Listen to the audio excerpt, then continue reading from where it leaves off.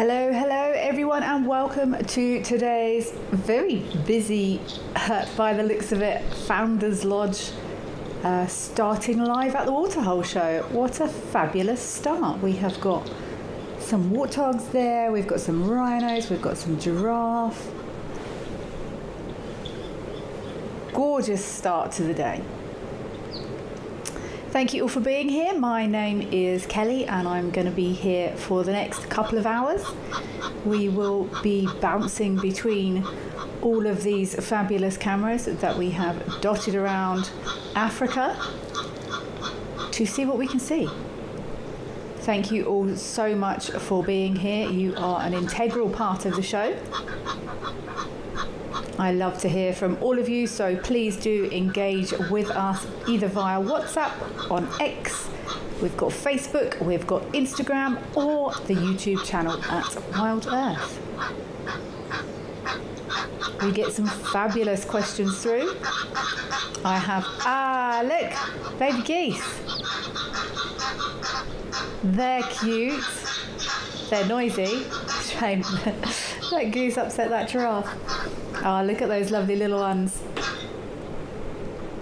We do get some fabulous questions through on a regular basis. And we love to hear from everyone that is joining us, wherever you may be in the world. It is just after 11 a.m. here in South Africa.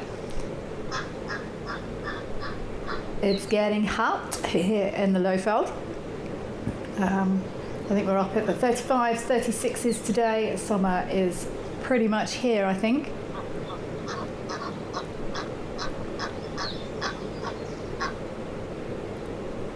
And we're very glad that you could all join us.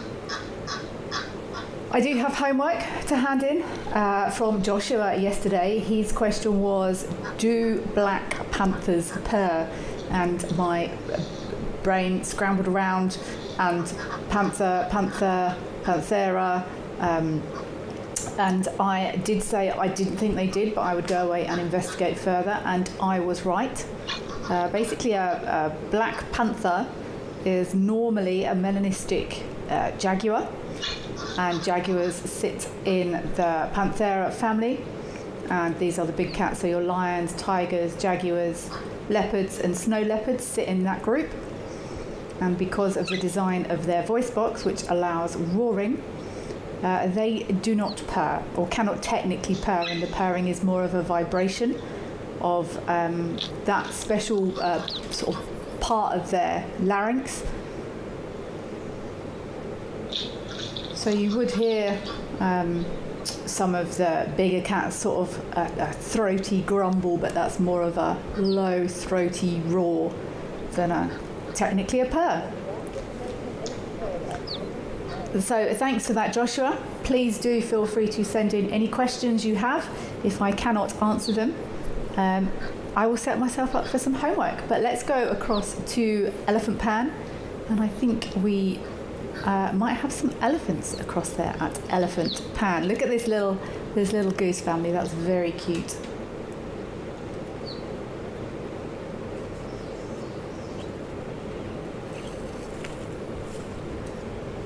Hello, Elephant family at Elephant Pan. Oh, having a nice drink there and some nice and a little bit of shower. Robin McLean, hello to you too, Robin McLean. It's nice to be here. We're also saying hello to the Wild Earth crew. Hello, Wild Earth crew. Joanne Mello, happy Monday to you too. Joanne Mello, it's lovely to have you here. Thank you for being here. Mercedes Bean, hello Mercedes Bean. How have you been? That was no pun intended. You are saying greetings to Wild Earth crew and chatters. Happy Monday. It is indeed Monday, start of the week. And Morgan, hello guys, nice joining you. Thank you for joining us, Morgan. It's an absolute pleasure to have you all here.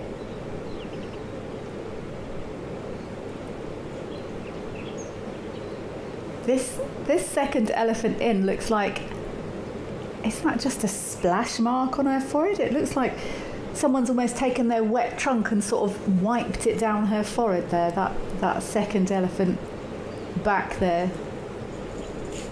But they've definitely all been having a bit of a splish splash.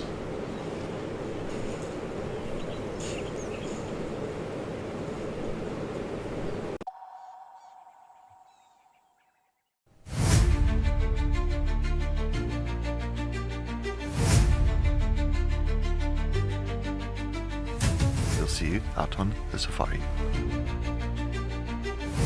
It could be a very exciting morning.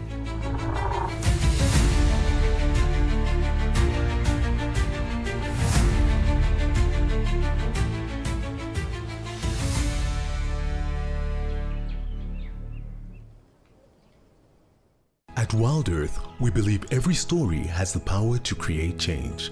That's why we've launched the Wild Earth Impact Foundation, a non-profit dedicated to conservation and social impact. By showcasing conservation stories, we can change lives, protect nature, and empower communities. We have partnered with Empowers Africa to accept tax-deductible donations from US donors. Your donation will help fund critical programs that support our mission. Join us and be part of the change. I get to wake up every morning and go out there and look for cats. I get to create my everyday safari for myself. I grew up in the sort of central eastern suburbs of Johannesburg, fully qualified trails guide and a fully qualified nature conservationist. I love the wild places. I love being in the wilderness. It's probably one of the best jobs I've ever had and probably ever could have. There's some ellies that we're approaching now. The light on her as well is absolutely gorgeous. So we are going to enjoy the rest of this sunset. Wow, this is absolutely crazy. And thank you for joining us. For myself and Cam, we will see you next time. Can you hear that?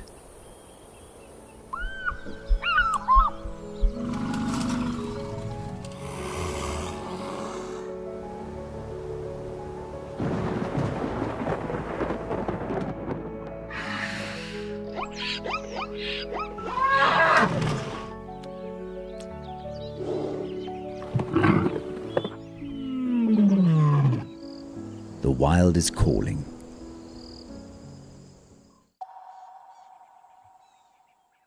Thank you for being here. It's lovely to be here too. You're saying good to hear your voice, and I am indeed very well, leopard lover. Thank you for your interest. It's good to have you here. Ollie the Oxpecker, hello from Joburg. Welcome, Ollie the Oxpecker.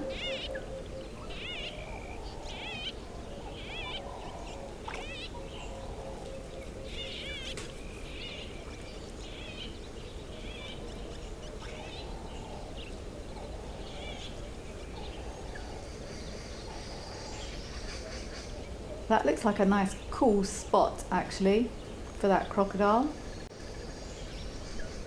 So just regulating that temperature, half in, half out.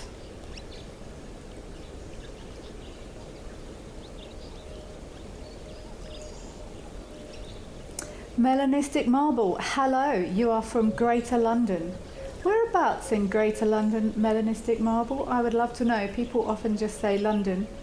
But I'm originally from Surrey, so I would love to hear whereabouts you are from in London, Melanistic Marble. But I'm going to pop you on the list.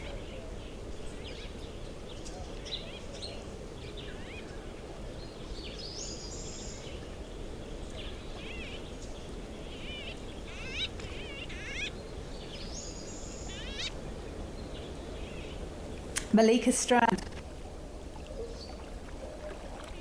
Hey, I think so. Lots of these animals I don't think they get that. Enough. Mavis embarrassed. Don't get the credit they need. I actually saw a clip yesterday that's circulating of an elephant crossing a river, and it walked out with a crocodile about this size attached to its tail. Oh, that's cool. Look, you can see it underwater.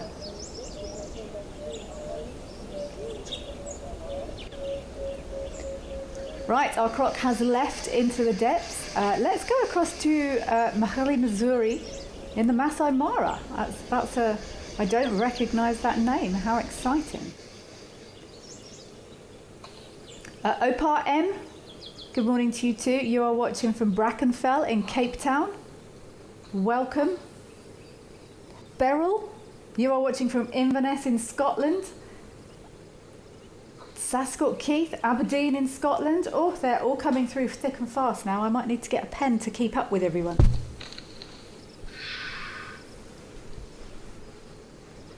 I think it's brilliant though that people can watch from so many different locations.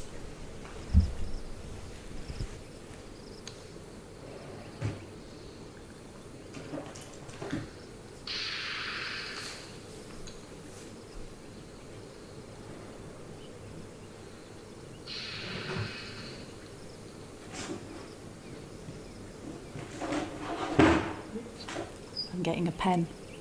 These boys have had a lovely mud bath here by the looks of it.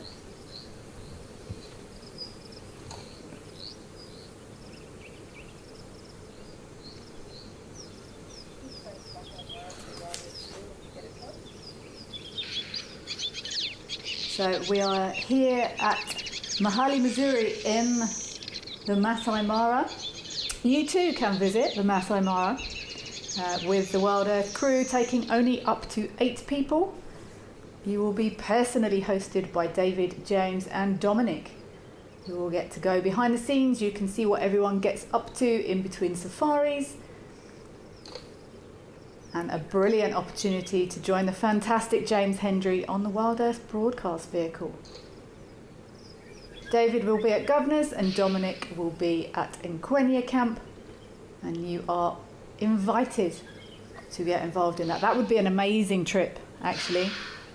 I would love to do that. If you go to www.wildearth.travel, you can book your spot on that fantastic trip.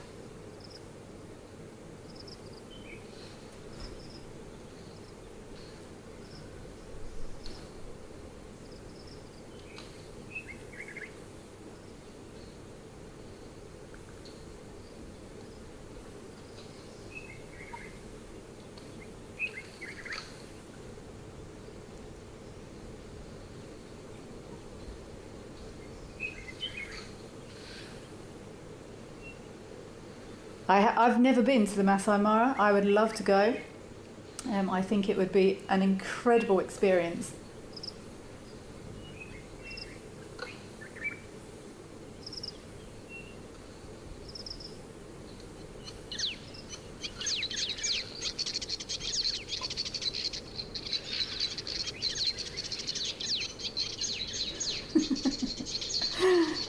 I've got so many different locations coming through. I'm trying to keep up with one. Oh, Malika Strand, wow. It's 2 a.m. there in north of Seattle in Washington. 2 a.m, why are you still awake? Go to sleep immediately. That's very late or early, depending on how you want to look at it.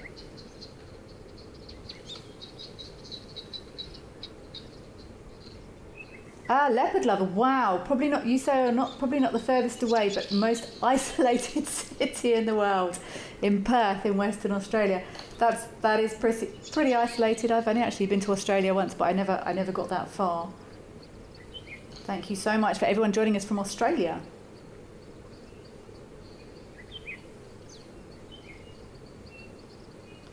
You are asking where am I broadcasting from? I'm broadcasting from Hoedspruit in South Africa, which is close to the Olifants camera, it's close to the Balule camera. That's the sort of region. Also we're very close to Sandringham, that sort of general area. So yeah, I'm in Hoedspruit in the Lowveld of South Africa. Morgan, you are in Zimbabwe, in the southern Lowveld. Thank you for joining us, Morgan. This is fascinating, hearing where everyone is watching us from.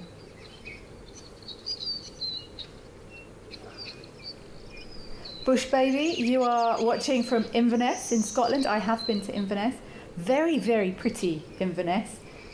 We have got Beryl from Inverness as well. It's a gorgeous city, actually. It's very pretty. People often don't give places like Scotland enough credit. The scenery and some of the natural surroundings there are absolutely stunning. So thank you for joining us from Inverness in Scotland, having your daily fix of Wild Earth. It's an absolute pleasure to have you with us, Bush Baby.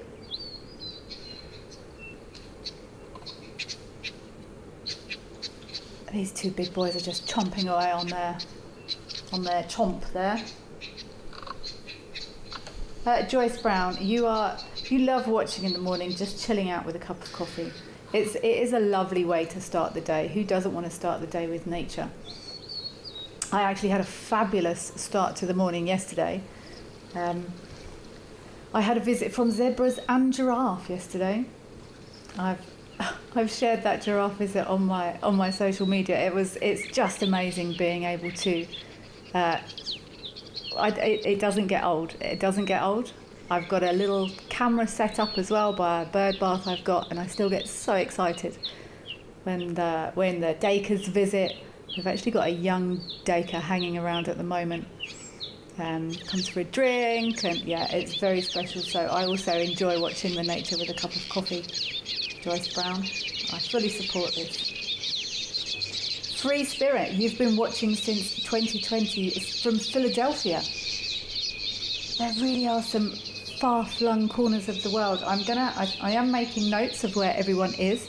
I'm not going to know off the top of my head who's the furthest, so maybe you will have to come back tomorrow to see who is indeed watching from the furthest location.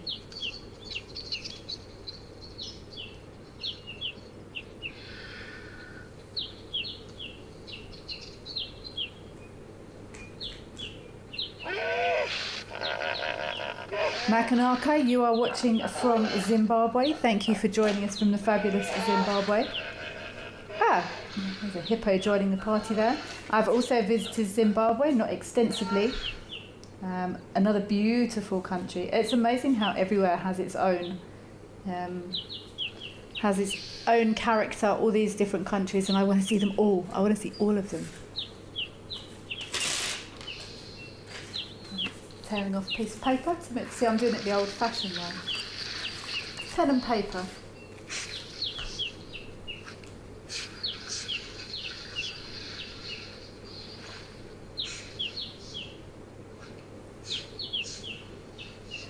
Malika Strand, you're asking if I have been to Hesk. I have not, actually. Surprisingly, it's the classic symptom of when you are in an area, you don't tend to go to the things that are around the area.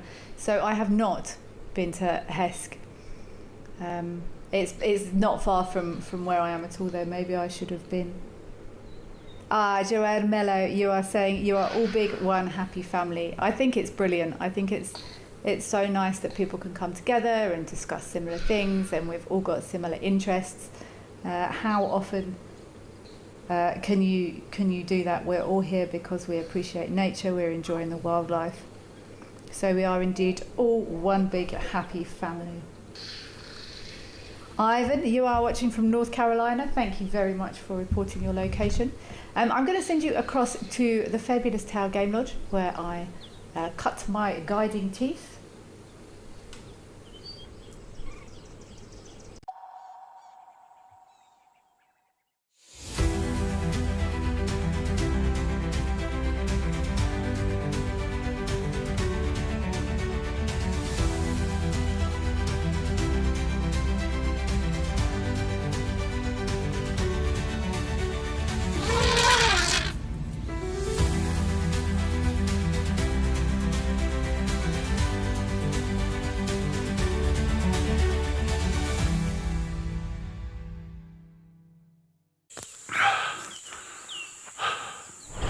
What does it take to handle the wild? Balance. Determination. Focus. Yaku!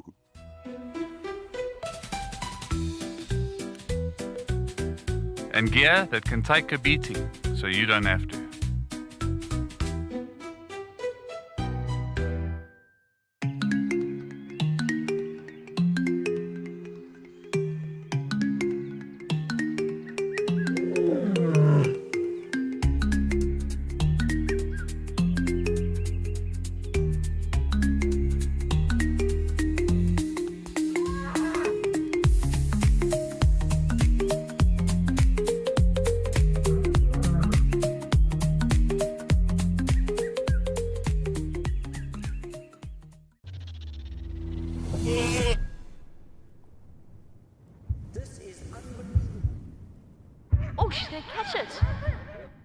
Tommy!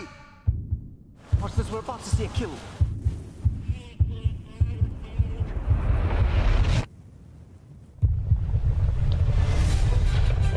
You can see how close he is from where I am.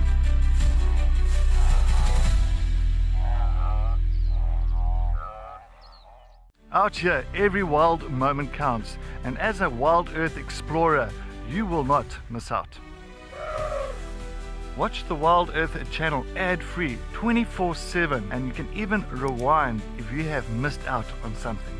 Enjoy the behind-the-scenes video clips as well as fireside chat, or get the early offers on our travel experiences. It's the best way to stay connected and be part of the Wild Earth family.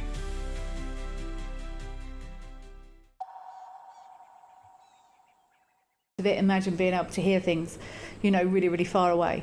I think that's fascinating. But there's so many aspects, and there's probably so many aspects that we still don't even understand. We're just discovering more and more things. The more high-tech science stuff we've got available, the more we're understanding, the more we're sort of interpreting animal behaviour and communication. It's just mind-blowing. So I would have to say, if you forced me to say, is communication strategies and like memory.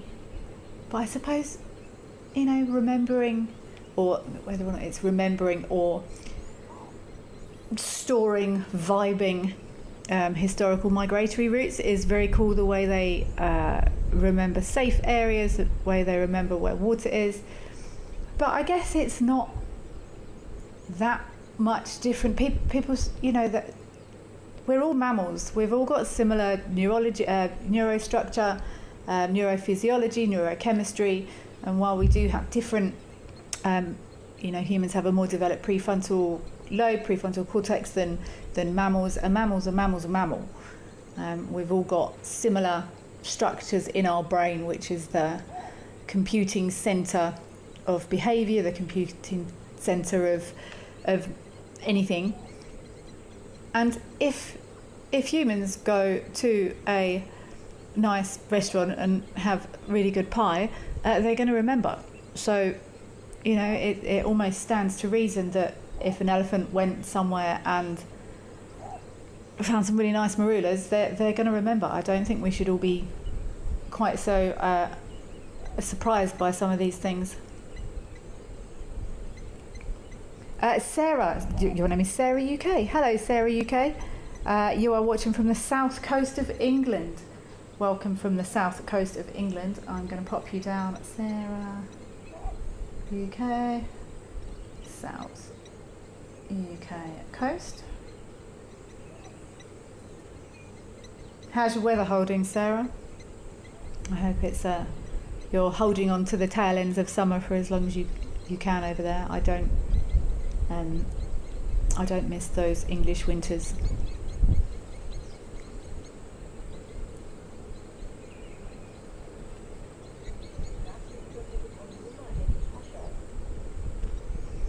These waterbuck are having a lovely snacky lunch here at Talbot. Let's go across to Etosha, see what we have got happening up there. There's baboons back out here as well. Oh, we have got some wildebeest up here at Nguma in Etosha National Park. Some loitering wildebeest by the looks of it. You will have noticed there is often not much, well, this time of the year anyway, often not too much vegetation on lots of these cameras that we see, and it's because lots of the cameras are near the water, live at the waterhole, clues in the name, and is where lots of animals spend lots of time. If you've ever seen an aerial image above a relatively isolated waterhole, it's actually very, very interesting the way you can see all those. It looks like an artist has drawn them. It's like veins or arteries going to and from a heart or something. It really is the heart of the being of lots of these animals, and you can see those game paths weaving and winding their way to the water. And because they spend so much time around them, the vegetation is often very, very flat. Dark mane lover, yay, some beautiful wildebeest. They are indeed beautiful wildebeest. And they're looking healthy, actually. They're looking in good condition.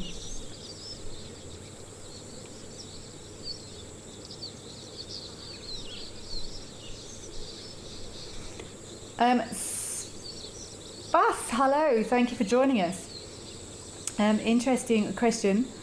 Do I think that antelopes such as waterbuck and others recognize human faces? I think they possibly could, but whether or not they do, I don't know. I'm swaying back to my dog skills, my canine skills, and dogs do recognise humans, but they will sometimes do it on scent as well. If you've ever seen those clips of dogs that have been lost and then find their owners, they don't sort of look at them and immediately recognise them. They often have a sniff, sniff, sniff, sniff, and then realise, oh, look at those lovely marabou stalks in the background there. So I know dogs do have, they say it's sort of a similar intelligence level of a 2 to 3 year old human, sort of cognitively speaking. But I don't know about antelope. I haven't seen any studies on cognition in waterbuck. I'm sure you could train antelope if you needed to. And yeah, I think they probably would. Whether or not they do, like if you've got a guide taking people. There's some stunning marabou stalks here. If you would waterbuck recognise like guides' faces if they went to a waterhole regularly? I don't think so. So I don't know if they do, but I think they probably could given the opportunity. I'm really enjoying marabou stalks at the moment. And I think what has warmed me to marabou stalks is actually the vulture feeding that we watch on these cameras sometimes. And the way the marabou stalks, they look like quite awkward. They're like running around trying to get some of the food, and they sort of run a bit and sort of go, oh, excuse me, would you mind if I just have, oh, can I just take, oh. And I think I found that quite endearing. Maybe it's because maybe I can relate to that slightly awkward, uncomfortable, trying to muscle in on a situation scenario. Lovely big marabous at the back, and they're tall, hey, these marabou stalks. I was somewhere not long ago. I can't remember where I was now, but there was lots of marabous on the ground, and I wasn't in a game viewer. I was in a car, and they were probably like 10 meters away, 15 meters away maybe, and they're really, really big birds, which I found also quite they're fascinating. So I'm very pro marabou at the moment.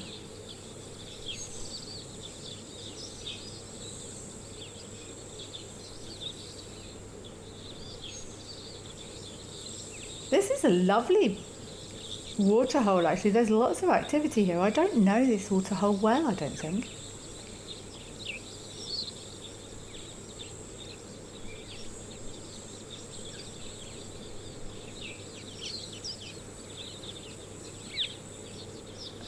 These marabou stalks, they're not far off my height, and they're formidable looking creatures. You would not want to get a peck off one of those. But it is indeed. It's a very good thing that they are not predatory birds and do not prefer humans. But do they? They will. They're mostly scavengers. I say not predatory. They will sometimes catch some small mammals, things like that, but they're certainly not going to go for something as big as a human or an antelope. which is lucky for all of us, I think. Ever since yesterday's discussions around that spurring goose, the spur on the wing, I hope everyone went away and had a look at that spur. It's terrifying. It's like a lion tooth or something on the edge of that wings. And every time I'm seeing a bird at the moment, I'm thinking, I wonder if they've got a spur. I wonder if they've got a tooth on their wing. And those marabous would be lethal if they had. It's a great adaptation, and lovely to see these springbok. It's such a nice opportunity for me to. Oh, is that a limping? Oh no, it's all right. It was just stood on a stone. It's such a nice opportunity for me to spend time with animals that I often wouldn't get a chance to. It's out of my jurisdiction. Out of my normal area of operation, so it's an absolute joy to be able to spend time watching some springbok and also seeing lots of elands and those oryx up at Oldonia. It's very, very cool for me.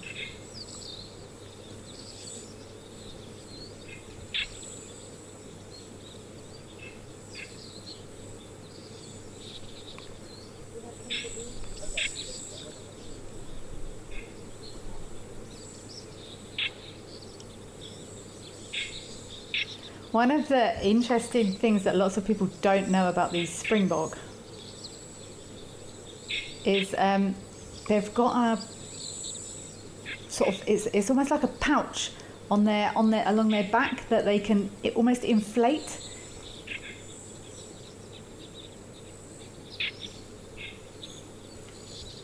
It's believed to be part of a display, and I'm just trying to think, I can't remember the scientific name of springbok, but it's got something to do with marsupialis. I'm not going to lie, I am going to quickly check. Let me grab my behaviour book quickly. I don't secretly check things without letting you guys know, but I do want to check. It's on marsupialis 65 to 67.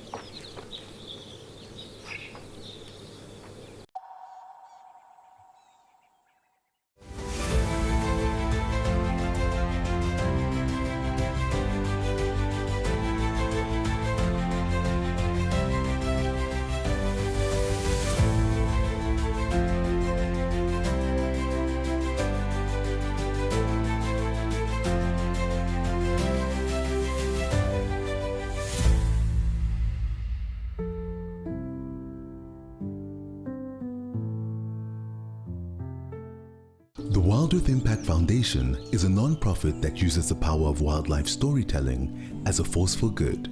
We create sustainable development projects that showcase conservation stories, empower people, and inspire environmental action. As a registered South African PBO, you can make a tax-deductible donation to the Wild Earth Impact Foundation. To find out more, visit our website.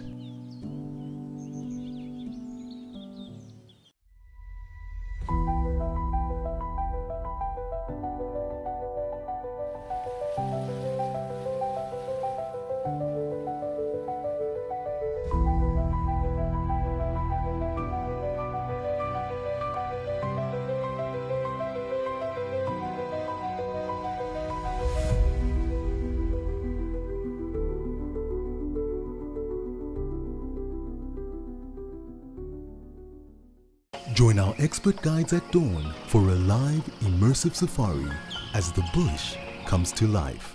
Found ourselves a chameleon, and look how he's changed color. Every sunrise brings new discoveries. Pound for pound, a leopard is one of the strongest cats around. Ask questions, share your thoughts, and connect with nature live and in real time. Great excitement, great happiness. Start your day with adventure.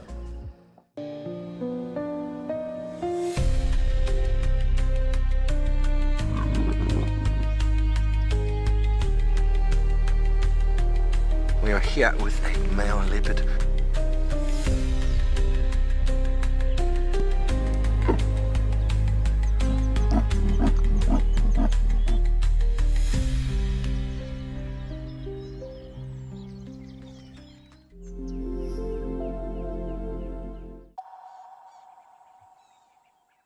that very much. I almost didn't want to say anything, but I think that is a lovely touch.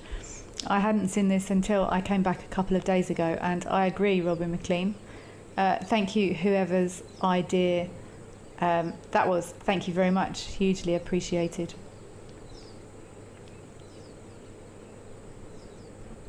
Makanaka, you are asking what my favourite animal is. To watch in the bush animals, African animals. I think my favourite animal to watch is probably baboons. I really do enjoy watching them, you know, but not just going, oh look, there's baboons. But I really enjoy sort of actually trying to analyse what is going on and what is the reason for whatever the behaviour is that they are doing. I find it very, very relatable. My favourite animal to show guests used to be African wild dogs or Cape hunting dogs, but I had multiple instances of not being able to keep up with them, which I found very frustrating, and I had many a sighting of a dog running across the road and then everyone's going, where have they gone, and then they run off, and it was very confusing. I like the social structure of Cape hunting dogs though, or painted wolves, depending on what you would like to call them. But I think my favourite all-round actual animal at the moment is the domestic dog, because they are amazing, to be honest. Their intuition, their resilience, their kindness, their ability to learn and think just astounds me on a daily basis when I'm working with clients and I hear those stories about what dogs have overcome in domestic situations. They completely blow my mind. Dark Mainlove and Marabou Storks are doing a great job. We had a really good view of them somewhere else the other day. I can't remember where it was, and it was very cool seeing them holding those huge wings out to get some sun.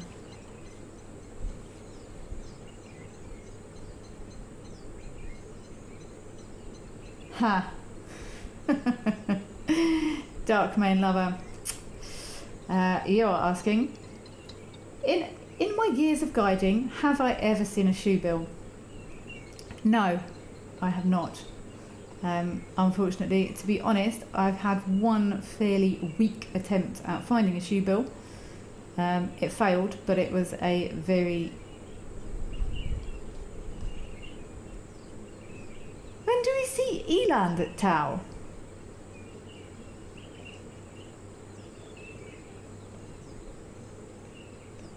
What? I've never seen an eland at Tau. Look, even the kudu are confused.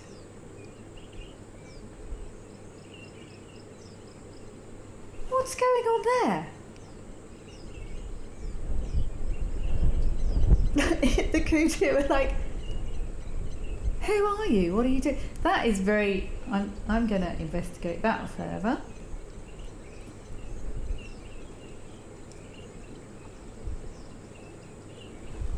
Well, I never. Just strolling there like he owns the place.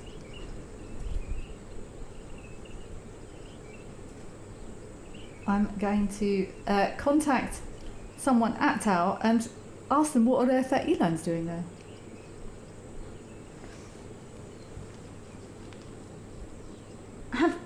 Have we seen eland here before and I just have missed it?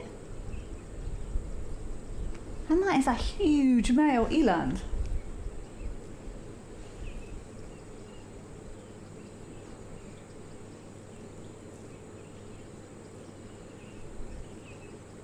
FC, have we seen this lots? We're all frantically investigating whether or not this is a common occurrence or not. So, it's a very healthy looking eland though. He is a monster. This is a beautiful big bull. I think I've seen eland in Madikwe maybe 3 times, and I worked there for 3 years. And there it was gone. Okay, I am I'm investigating that further. But the Dark Main Lover, you're asking, have I ever seen a shoe bull? No. I did go to Rwanda about maybe 6 years ago with a very good friend of mine. I actually went with Liam, and we went to look for gorillas, which we found beautifully. Absolutely amazing experience. And it was quite a tight schedule, but we did we drove through which park is that?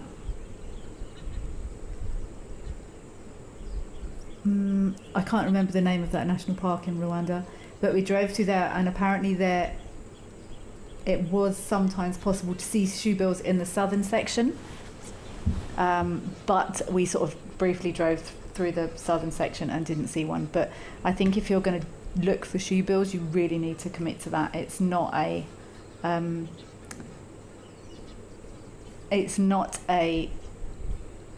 you don't just drive and go, oh look, there's a shoebill. I think you really have to work for it, which is great.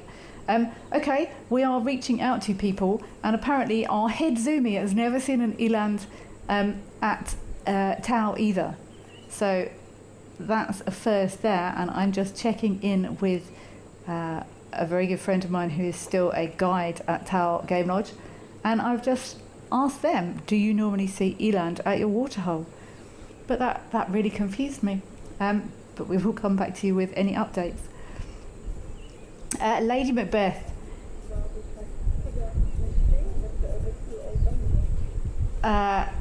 Let's go across to Aldonio while we work on this mystery. But let's go to Aldonio and see what we've got over there. We have some giraffes and some zebra here. Excellent.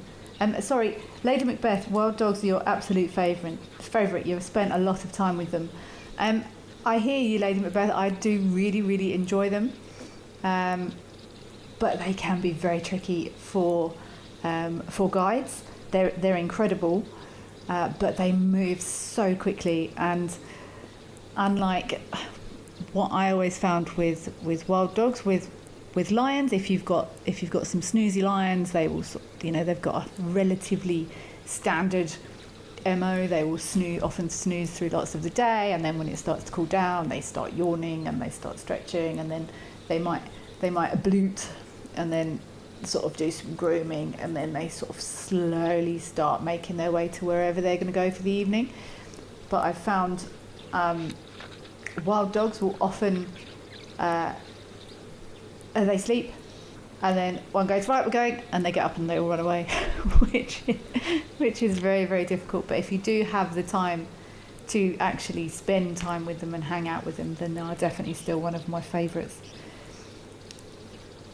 Robin McLean, you are saying Tau looks so different. Is it from the rains?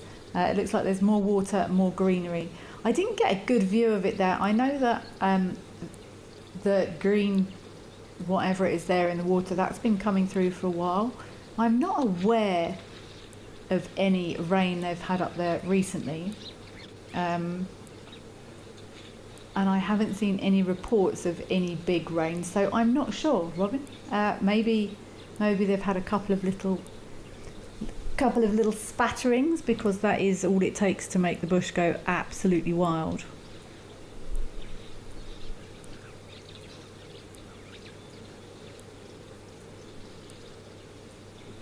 But yeah, maybe that eland was I've literally seen eland, and from far. I think I was in Madikwe for about 3.5 years, and then I went back. I've done some freelance contracts also in the central part of Madikwe as well, so I've probably spent a total of maybe 4 years in Madikwe, and I think I've seen Gemsbok maybe twice. And Have I ever even seen eland there?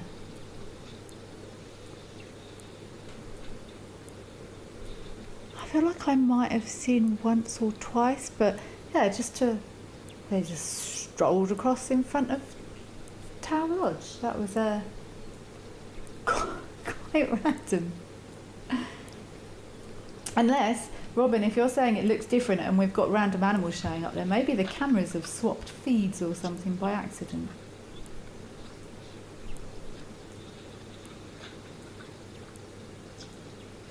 Sascott Keith, you are saying, according to the Tower website, of the 27 species found on the reserve, eland is one of them. No, it definitely is. I think I've seen there... Oops, sorry, I just knocked the microphone. I've seen there a couple of times. I do know it's definitely on their species list. But it's like striped polecats are probably on the species list for the Kruger, but no one never sees them. And yeah, he was like, "Hi, nothing to see here. I'm on my way somewhere else." But I have just let it could be that maybe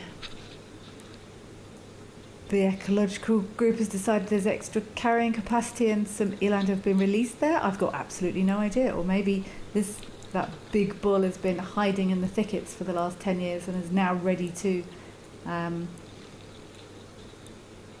exposing himself to the world. He's been pumped there in the bushes, getting to that fabulous size.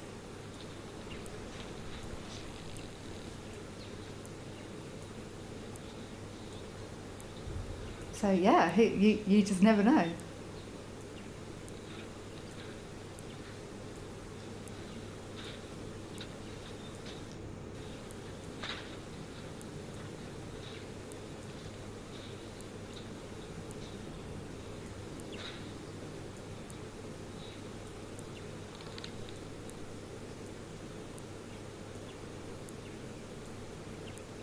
Sarah UK, looks like the elephants are late to the party at Aldonia Waterhole today.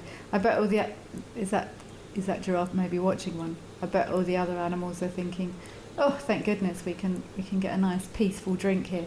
What is this? Is this?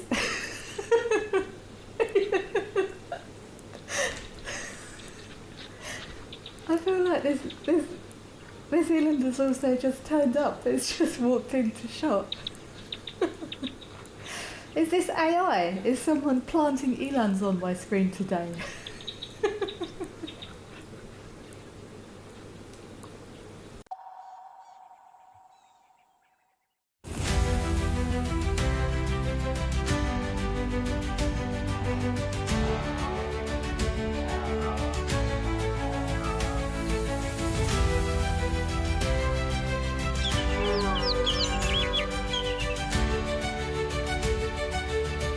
This is an unbelievable afternoon.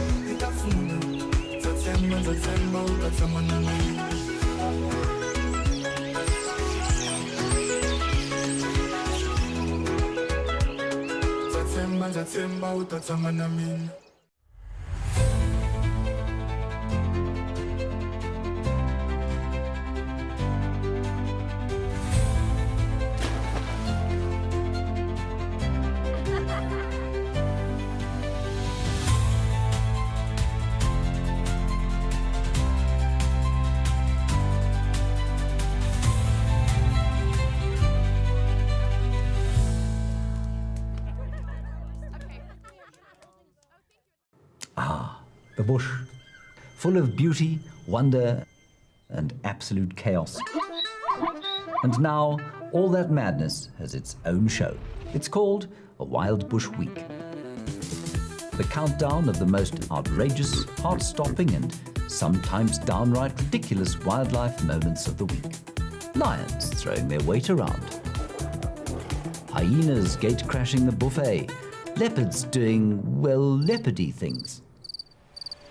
Each week, it's a fresh reel of safari gold, a mix of drama, She's just got an impala, everybody. danger, and a healthy dose of laughter. So, if you fancy a highlight show with bite, and I don't mean just the animals, tune in to a Wild Bush Week. You bring the tea, and we'll bring the tusks, tails, and teeth.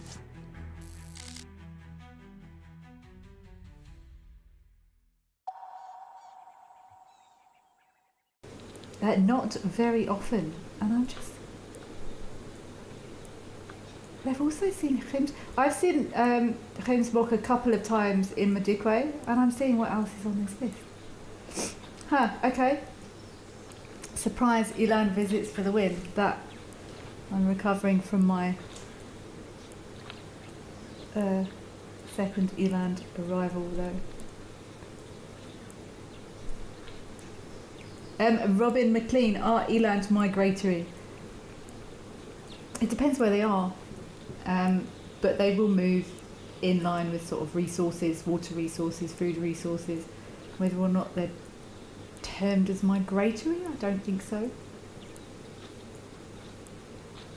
Dark Main Lover, you're loving watching the giraffes drink water, and they are constantly watching for predators.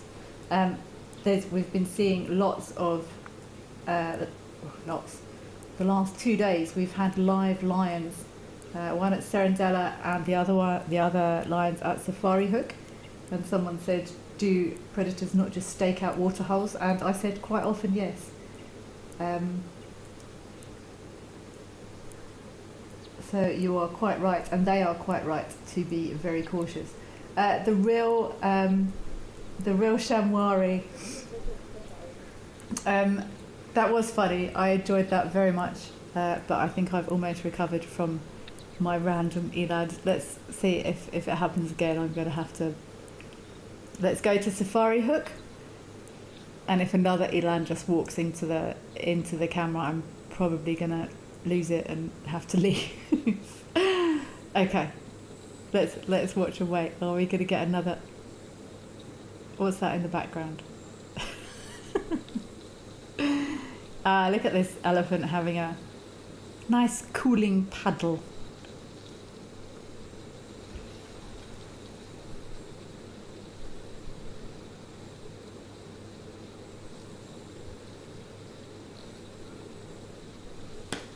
Nice cooling paddle in the pan here.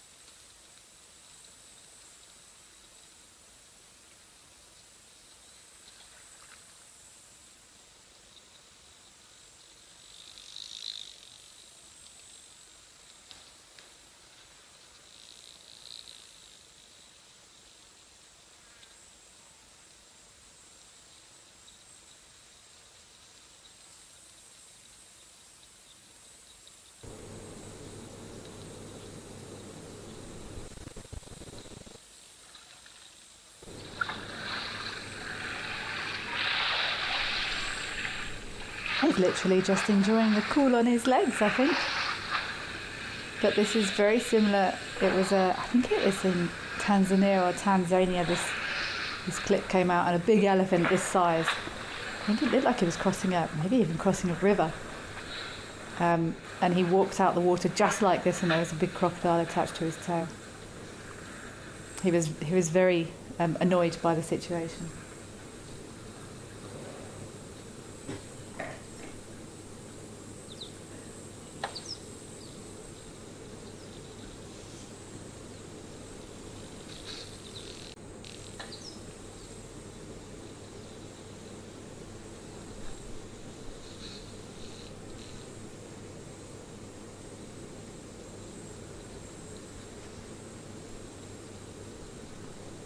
Is that where the nice clean water is? It looks like it. But see, this is a clever boy.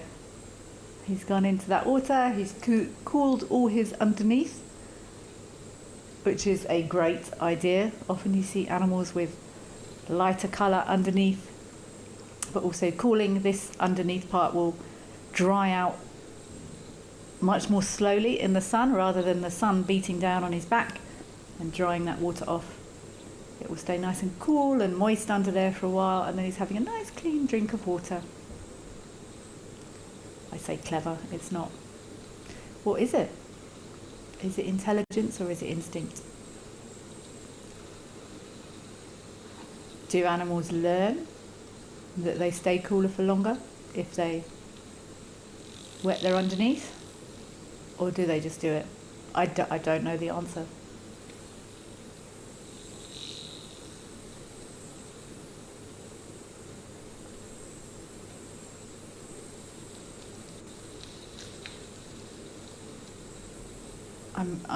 I'm poised for an eland to stroll in. This is where we saw those lions on today's Monday, on Saturday. I think they had killed a springbok. I think, which is quite unusual. Out from it, and there were several lions. And they looked to me like they were breathing quite hard, which could suggest they'd recently hunted, and the male was taking, the male was claiming his meal, and the females were mildly annoyed, and then they all got chased by an elephant.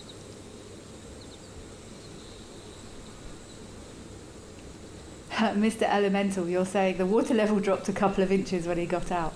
Yeah, that's a big elephant in a body of water like that would indeed have an impact on the level.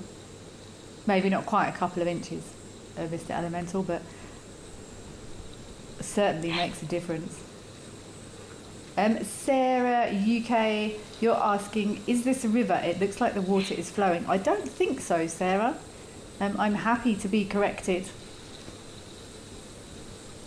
but not that I'm aware of. I think this is an inlet, so quite a few of these. Is that a little bird there? Is that a dove? It almost looked like a Namakwa dove. It's just landed on that. I think that might be a Namakwa dove, but I'm not sure from here. Lots of these pans or water holes that we've got cameras on, Sarah, are pumped, so they are human water points that have been installed for animal consumption, because unfortunately when humans do put fences or divides or blockages up to prevent animal movement, they have to be provided with water. You can't, it doesn't matter how big the area is. If you trap, enclose, whatever word you want to use, animals in an area, then if they don't have water, then they don't survive. And there are very, very few natural pans or water points that are left around this time of year, certainly not in my area of operation. That most of them have dried up, because we are just starting to come into the rainy season now. I think we've got rain forecast, or a storm forecast, for around about Tuesday. No, was it Tuesday? Thursday was the last time I looked. Yes, we do still have big rain forecast for Thursday in this area. And then all the pans and all the jams will fill up, and it may be that some of these cameras aren't quite as populated after the rains, but we just never know. It could be that animals have practiced and rehearse this behaviour of coming to these water points and why change if they have become their local watering point, or why relocate?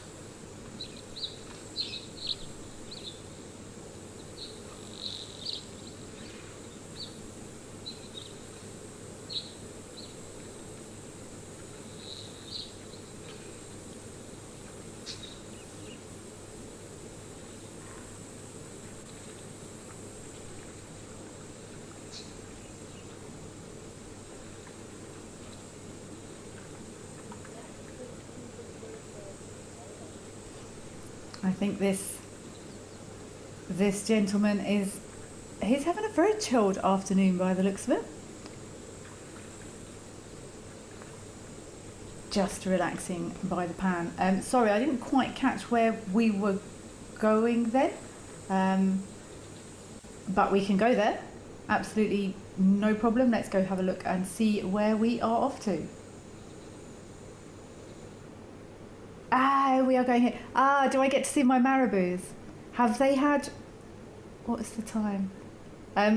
This is what has given me a bit more of a soft spot for these marabou storks. The way they interact with these vultures when all these vultures are just scrabbling and trying to grab the food. The marabou's like, oh, I'm terribly sorry. Could I have some of this?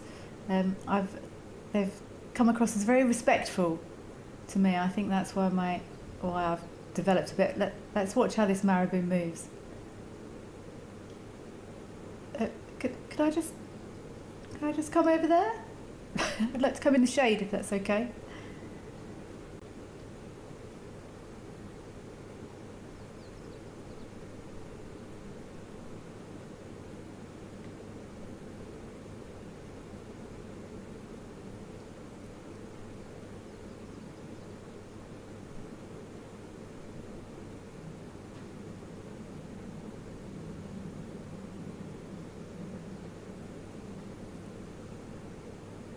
I'd like to have a drink. Oh, they are slightly funny looking birds though.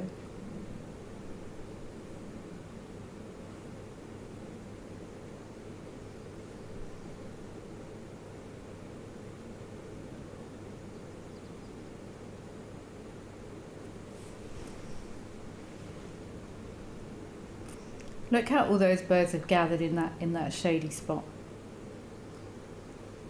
See, oh no, getting too warm. Everyone's ducking into the shade. I've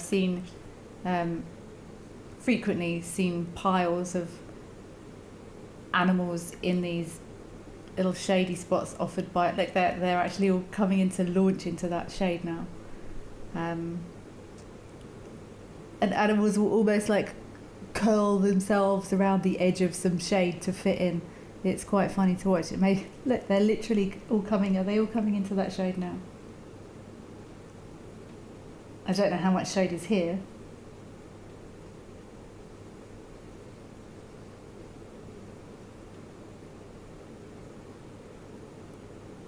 Yeah, I've grown a fondness for marabous at the moment. Not the prettiest, but that's okay. It's not all about looks.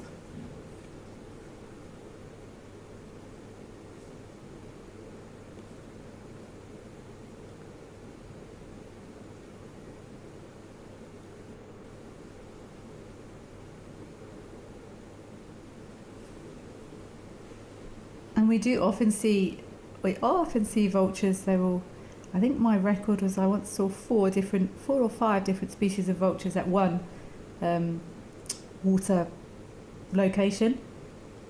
Not at one of these. It was actually sort of, there was some water left in a dry riverbed, and I think I counted 5 different species of vultures. So they are known for coming down and having drinks like this during the day.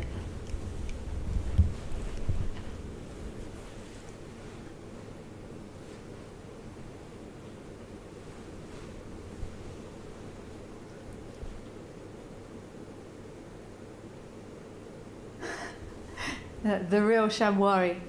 They do indeed need a bigger tree. Look, they're all facing inwards with their backs along the edge of that shaded spot. They do need a bigger tree. And you often see it with young animals as well, they will sometimes use the shade of mum for a little bit of protection from that searing heat. We've actually seen I've seen some fascinating behaviour here.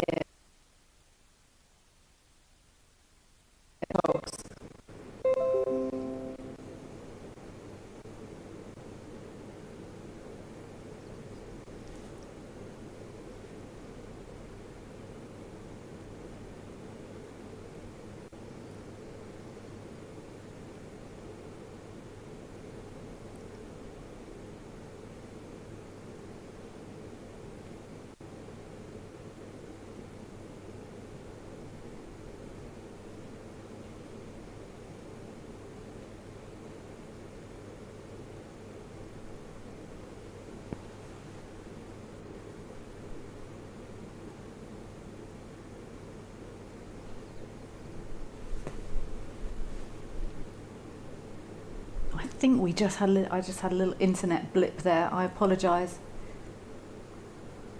if I lost you for a second or anyone heard any ping bongs.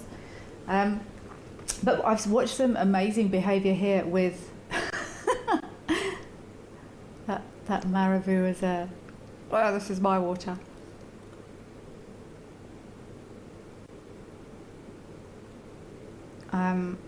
The warthogs were sort of laying flat, and the vultures were sort of almost sitting next to them. They were sort of they were sort of right next to them. They were touching like the soil next to them. I'd never seen such close interactions with vultures and a live mammal, put it that way. Mr. Elemental, the marabou stork always seems to be deep in thought when they walk around. I know, that's why I think that's why I've been enjoying the Mr. Elemental. For me, it's all about behaviour, like trying to work out what's going on, and I find that quite endearing. Let's go across to Mahali, Missouri, have a look and see what we've got happening over there. It was a hive of activity there earlier on. But yes.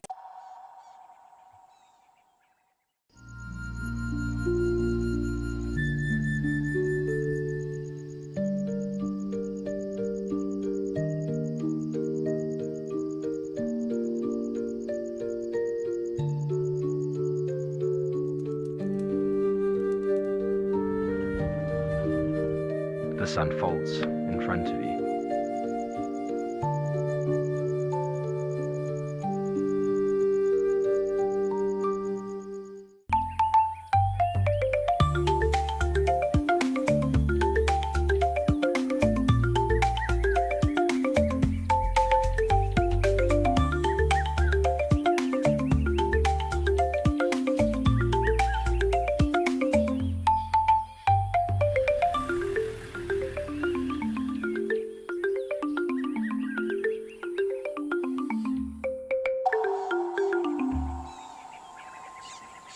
Best sighting I've presented. I found myself with wild dogs. We chased the dogs around, chased them around. They ate an impala. We got the end of that.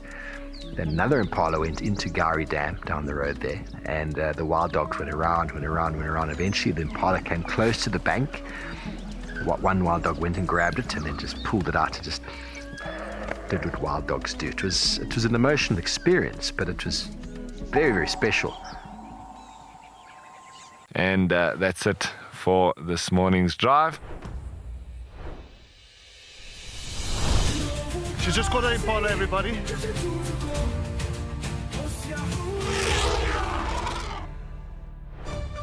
And we're going to be heading out and seeing what animals we can find.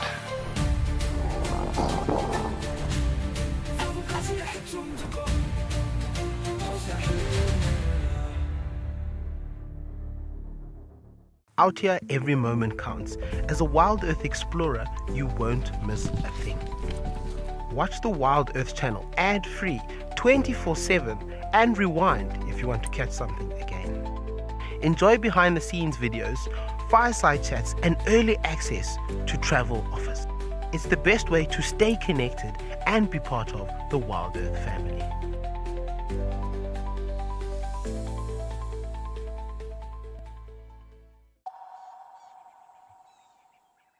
in there as well. It was amazing to see the different vegetation that they'd used for different parts of their nest.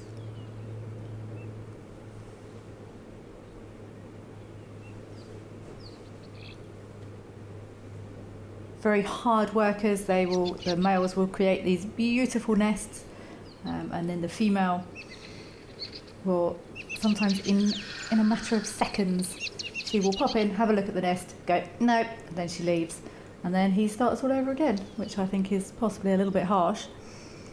But the intricacies and the work they do to make these nests is quite stunning.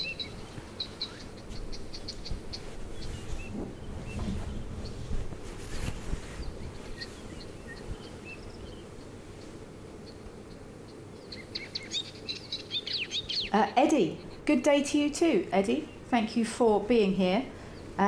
You are asking, is there a difference in vultures? Yes, there absolutely is a difference in vultures. Firstly, at a higher level, you've got your New World vultures and your Old World vultures. So your Old World vultures are a lot of your African vultures, and then your New World vultures are things like your turkey vulture, found across the States, I think.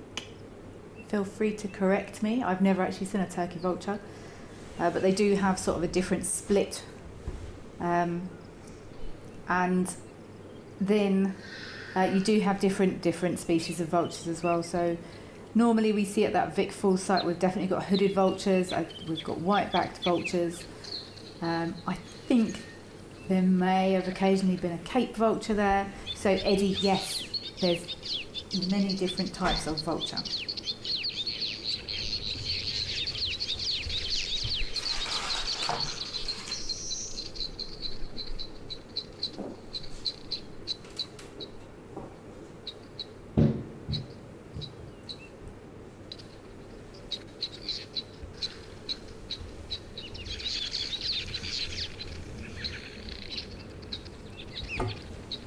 Oh, Sascot Keith. According to your bird book, they are definitely masked weavers.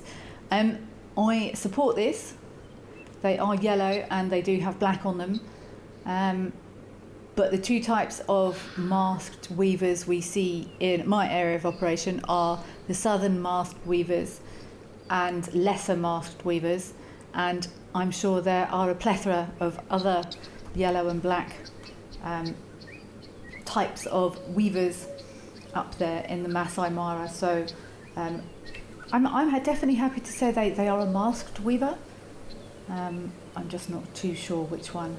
I think my birding app that I use for this area has got like 960 species on it now or something. Not that I've seen, just that are possible around southern Africa.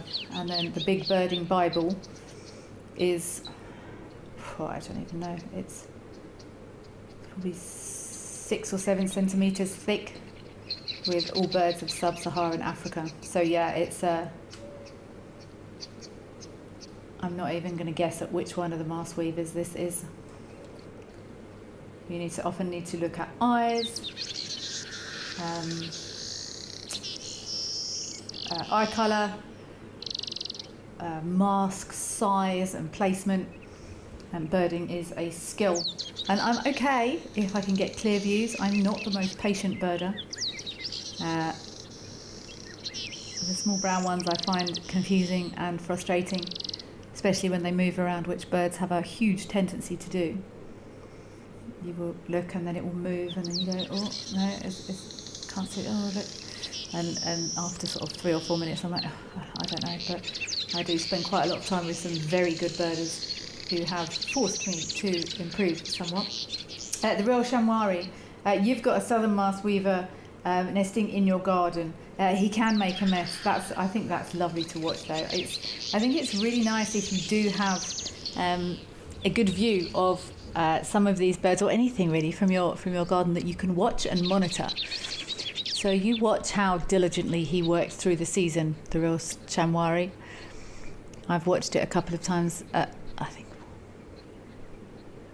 can't remember where it was. It was when I was living full-time in a Big 5 reserve, and there was a male weaver building close to where I was staying, And I watched the exact moment once that the female came in and looked and just pulled a couple of bits of grass out his nest and flew off. And I felt quite heartbroken for him. Let's go across to Moella.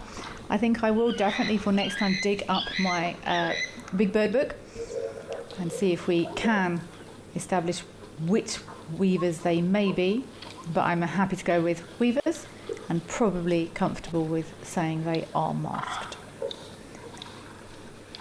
Oh, it's looking sparse here at Moella. We had a lovely demonstration yesterday of that puddle was full of zebras, and an elephant walked straight into the middle of it, and they were absolutely scattered. It was like they were like dust. They all just went poof and disappeared. But then fortunately the elephants did allow them to come back and have a drink again.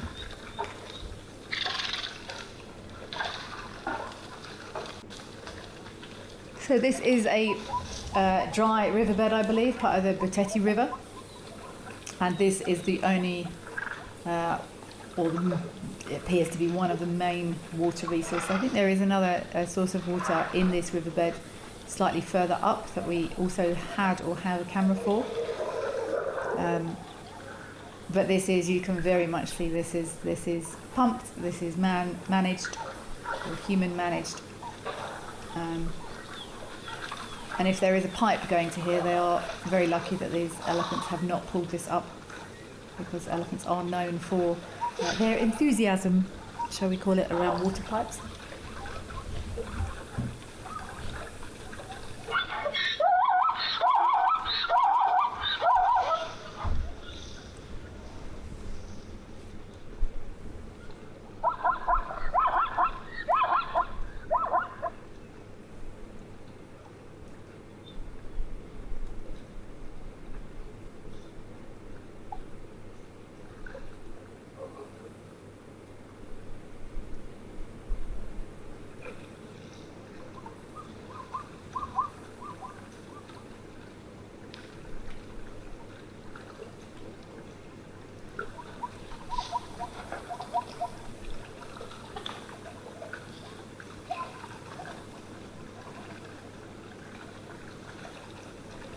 Okay, I have had some reliable feedback from Tao, and it's been confirmed by one of the guides there that they see eland maybe once or twice a year. So that was an absolute surprise. That's going to be my favourite sighting for a long time, I think. For me, it's about the uniqueness, about the excitement, about how unusual something is. And yeah, I've got a good friend who's at Tao for quite a few years, and he says maybe once or twice a year. So that was a very exciting sighting. Exciting sighting? Doesn't sound like very good English.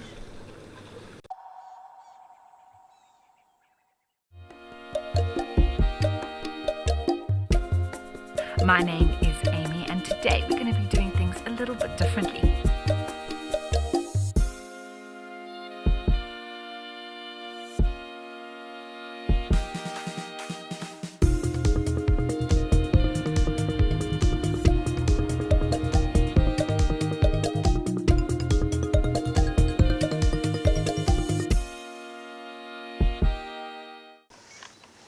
Even a hyena coming into the action as well now.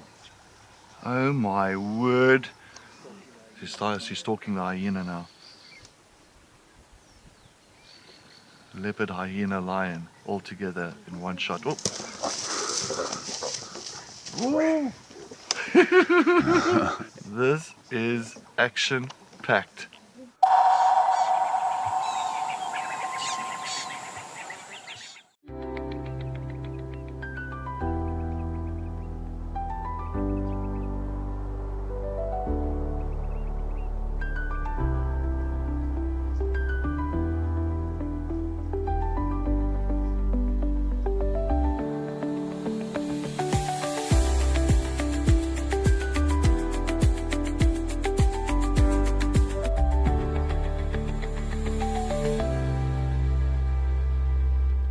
Every week, the wilderness delivers. And that's why we're here. Drama, chaos, crimes, humour. All moments you'll never forget. We've counted them down, argued about them, and finally picked the very best. From rare sightings to classic bush showdowns, this is nature's weekly highlight reel. Sharp facts, bad jokes, and the wildest top 5 you'll see this side of the savannah. It's not just a show, it's a wild bush week.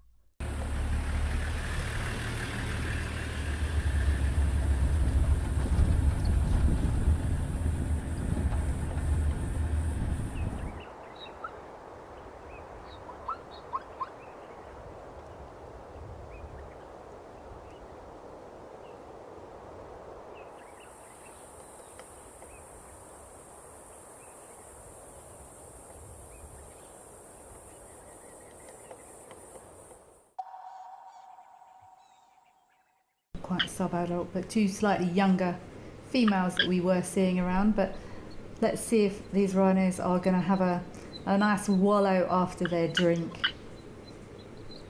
Nice way to cool off.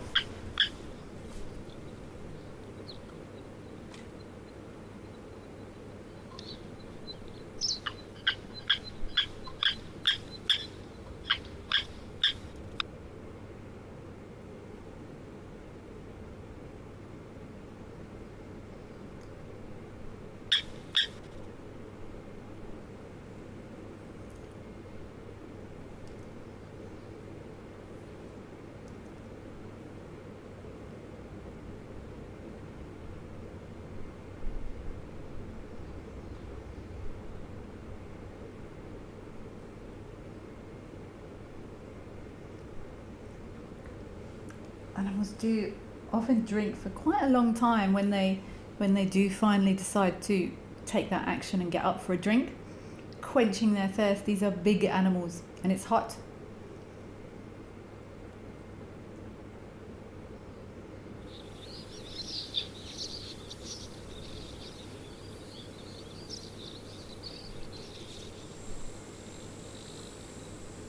I'm sorry, I think we lost that Founder's Lodge there, but we have gone across to Nguma in Etosha and Safari Hook. We are on an absolute roll here.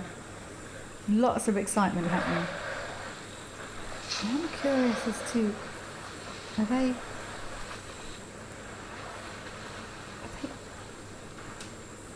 oh no, they're oryx. The oryx back there, I think.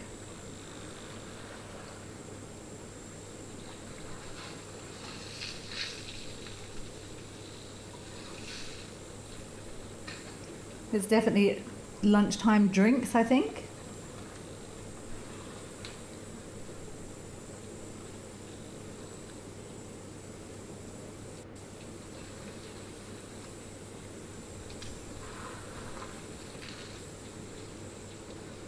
Just wondering if this is the same elephant we saw earlier that was just wetting that underside, and yes, they are. They're foam spots back there.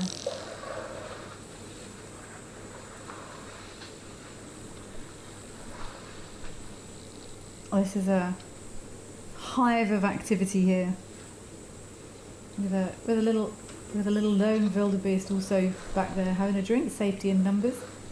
This was where we saw our lions on Saturday.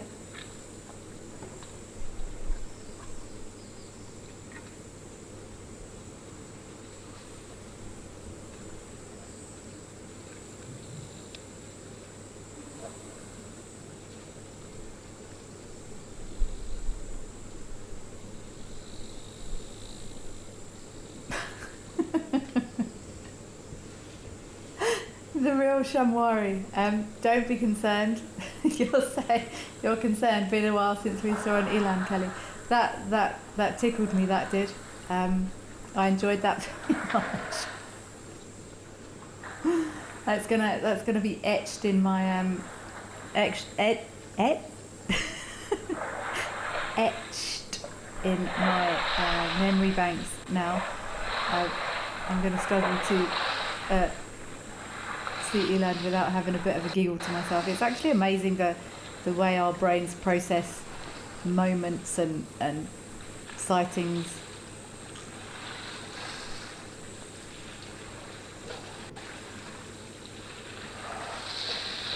and how we hold those memories.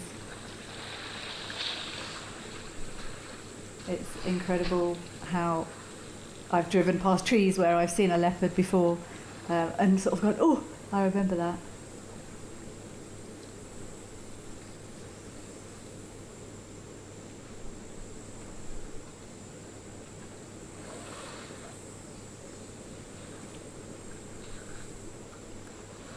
I think that would be lovely. Let's go back across to Founders. We'll see if our rhinos, they were having a very long drink. Let's see if they are still going.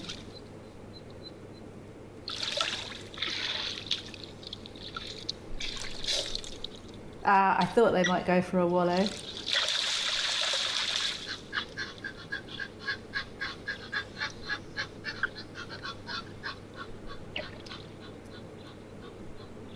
It's often I've found the routes that these animals take. They will have a drink.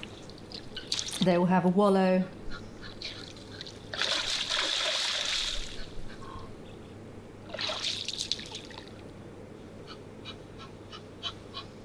And then they will often have a lovely roll in the mud afterwards and get all the mud and the stuff and things into those cracks and those crevices to deal with any ectoparasites they might be struggling with.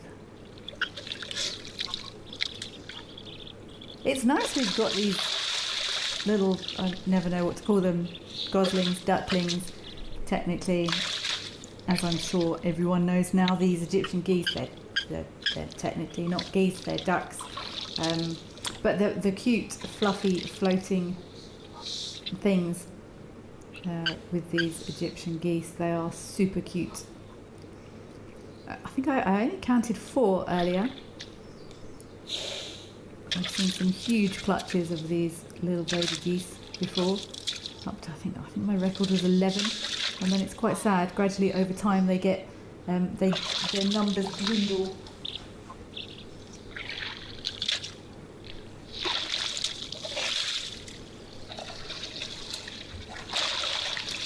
But hopefully these 4 will stay happy and healthy and thriving. Visiting warthog. They're a bit big for you, buddy. Is that young rhino going to chase them?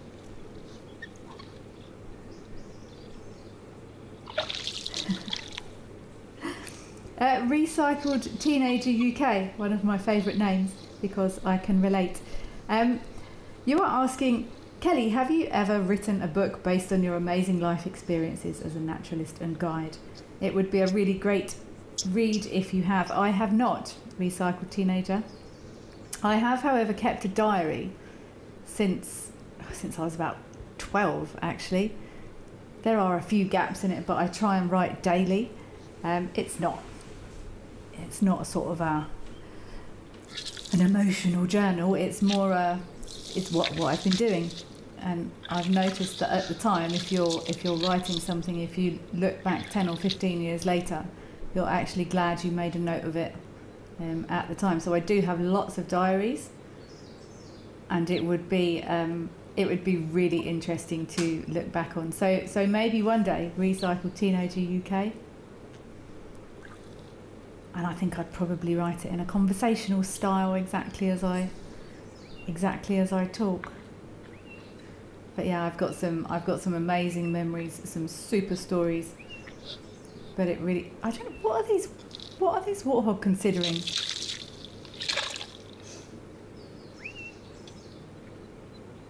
It almost looked like they were wondering whether or not to get involved with that baby rhino. I wouldn't suggest it.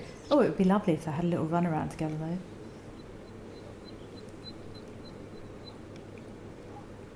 Are they gonna all share the mud nicely?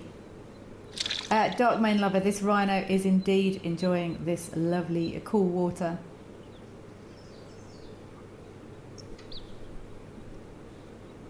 Look at everyone sharing so nicely. There's not much shade here though for these little duckies, but I'm sure if they do start getting too warm, Mum or Dad will pop them out of the water and get them to sit underneath them. But they're not going to be They're not going to be travelling very far this size. Oh no, there's a tree line down there, isn't there? I forget to often look beyond the water.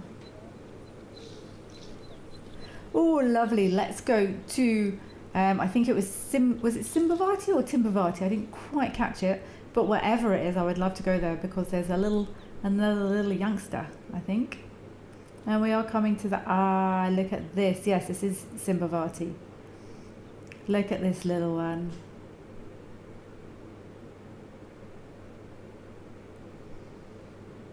I really enjoy bushbuck. I don't feel I see enough bushbuck. And I think one of my favourite things about them, let's see if she's going to show us.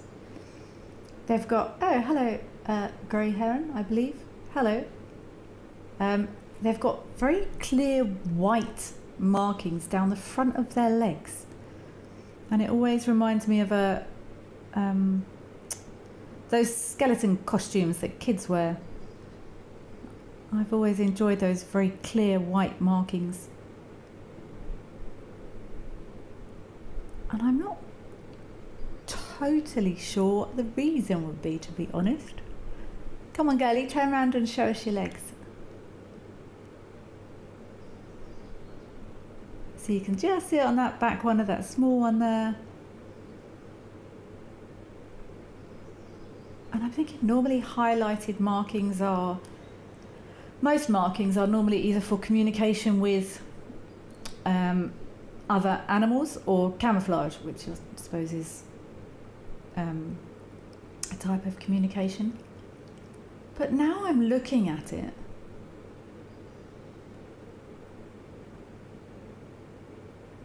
not sure why those markings would be on their legs. Oh, I know. I'm going to throw it open to the group.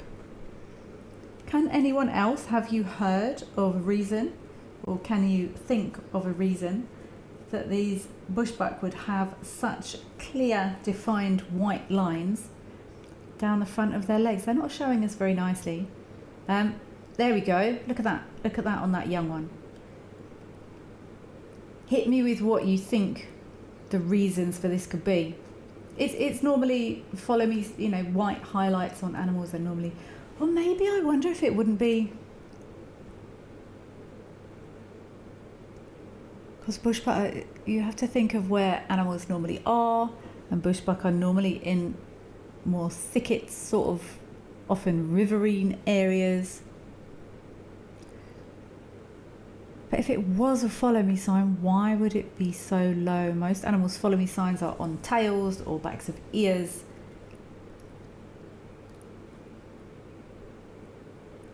But if another animal was looking, it would have to be looking from the front to see that. It wouldn't help with breaking up its body outline. Maybe it would be to highlight the legs rather than the body. So if a predator was looking, they're gonna more see those very bright white stripes on the front of its legs than its body shape. I'm not sure. I'm completely rolling it around with everyone that's watching.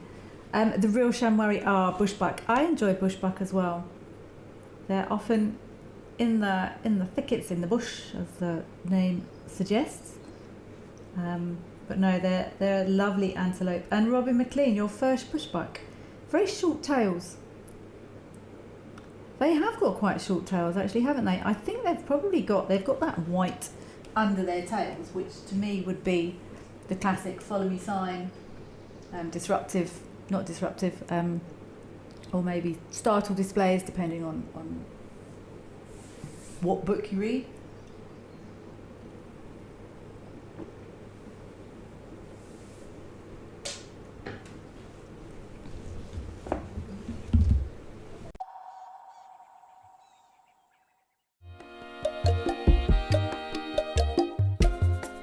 My name is Amy, and today we're going to be doing things a little bit differently.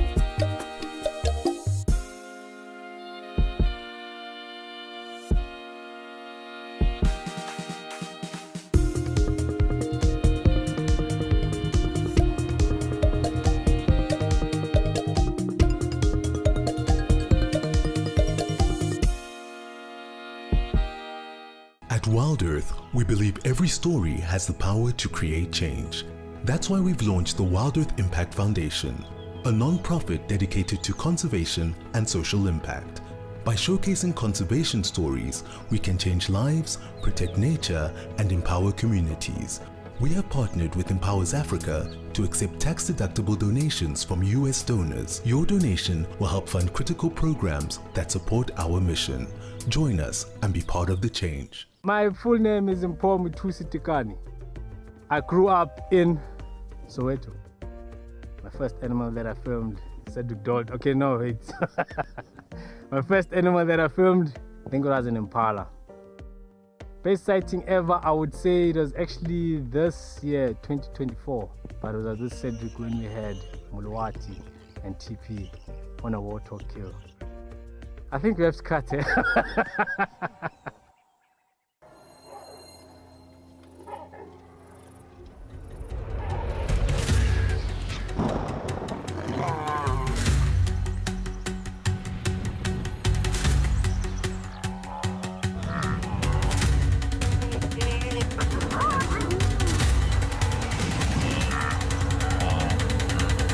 Greatest wildlife spectacle on planet Earth. We'll see you there. Safari, wine, and waterfalls. The ultimate African adventure. Sip South Africa's finest wines. Experience a world-class safari among Africa's iconic wildlife. And stand in front of Victoria Falls, one of the natural wonders of the world. All this can be yours with Wild Earth Travel, where Africa comes alive.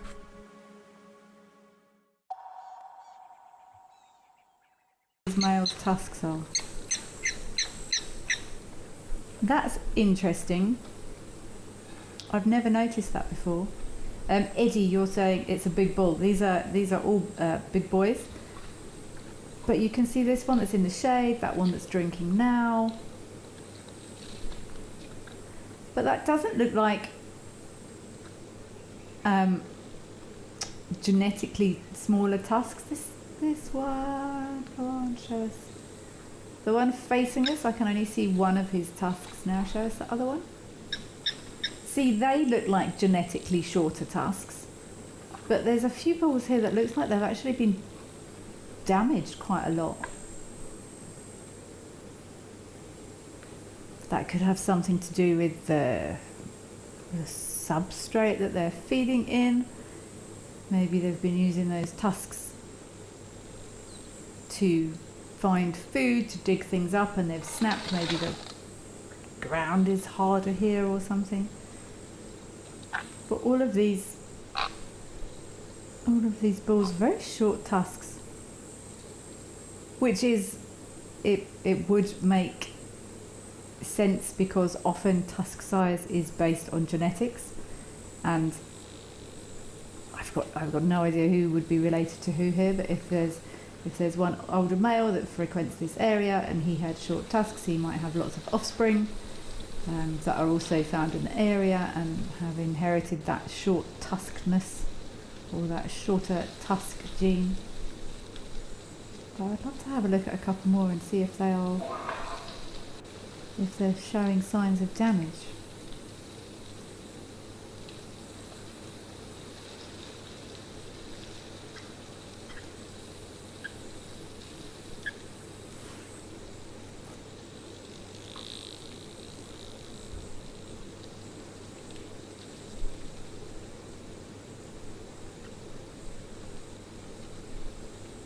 Sascot Keith, you are saying the lines on a bushbuck's legs are mainly for display and communication with other bushbucks.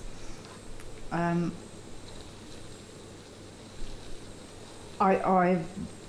think that's normally the reason for any marking, Sascot Keith, is either communication or camouflage. Communication, animals will communicate with one another, either follow me signs or sometimes aggression displays or dominance displays, or being prepared for mating or reproduction. That's the sort of communication that means. let's leave these big balls here and pop across to Stony Point. That's what they will mean by communications. That's what, Keith. I'm just trying to think of the actual strategic reason for it on the maybe they, because another bushbuck would have to be looking at them front on to see it. I'm sure it is for some form of communication, but yeah, I feel like the placement's strange, but I'm sure there's a very good reason for it. But I enjoy just trying to ponder things. Lady Macbeth, thank you for that. I appreciate you saying that. Someone has said that Etosha's elephant's tusks are more fragile because of the desert habitat. That would possibly make sense as well. Nutrition-wise, yeah, that would make sense. But interesting that all of those elephants in that shot there were short or damaged tusks. Robin McLean, your safari guide says it's to help them blend in with the dappled shade of its surroundings. It's normally camouflage markings, camouflage or communication. But I suppose if they're standing in thickets, those white lines would look like highlights.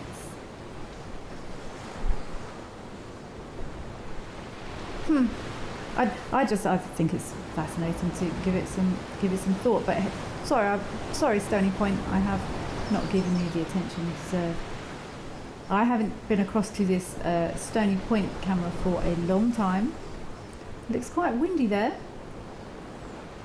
as is often the case across in Cape Town.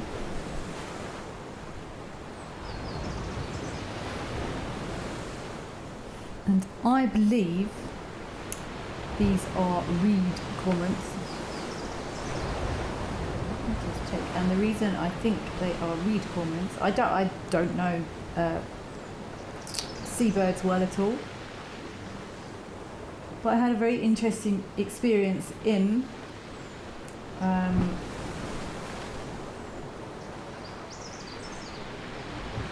okay, let's go back across to our rhino. Are these even cormorants?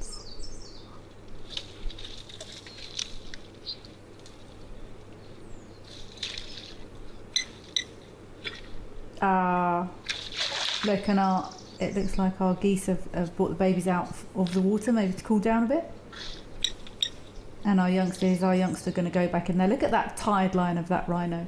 My ramblings about those cormorants then was, I learnt something when I was in Mabulla recently, and I was getting reed cormorants and white-breasted cormorants confused, which I should not be doing, because one is so much bigger than the other. The white-breasted cormorants are huge. They're like goose size.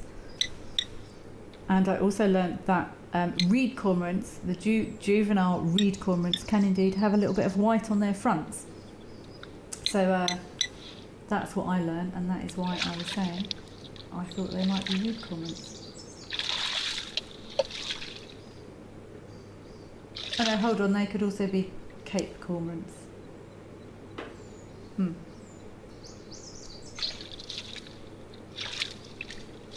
Hello, little rhino.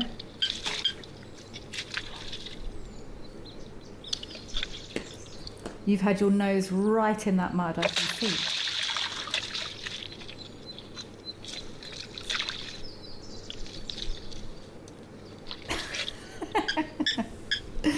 That's lucky that didn't hit the camera. Some serious splash going on with these little rhinos kicking the water. That's a lot of body weight. If this young rhino is having a splash, that's a cool image.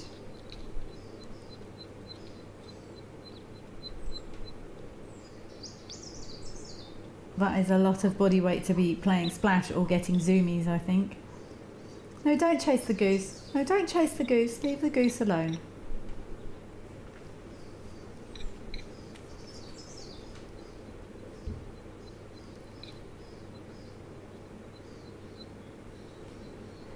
Dark Main Lover, you're saying you love Stony Point and Betty's Bay. You miss the Penguin Beach and you wish the show would come back. I never actually got to go down there, Dark Main Lover, but it's definitely different. Completely different set of things that you get to see down there.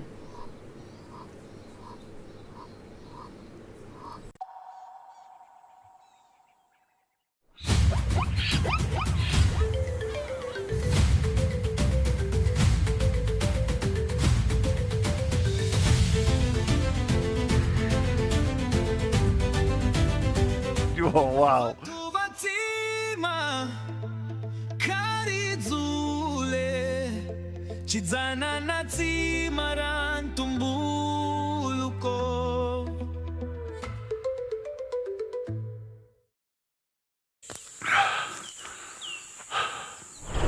What does it take to handle the wild? Balance. Determination. Focus. Yaku!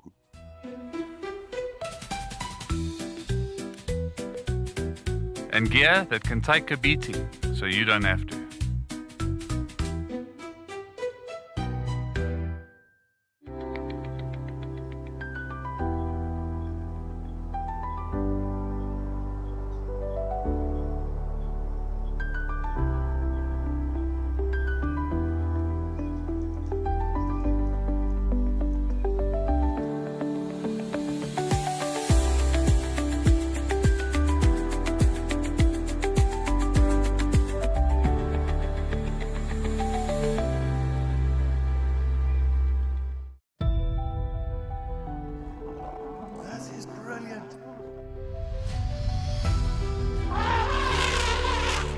Ria, you say the best kind of roadblock?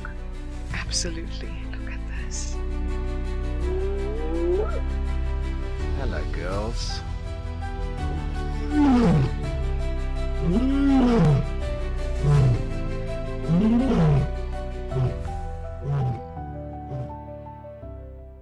If you love watching Wild Earth, here's a little tip.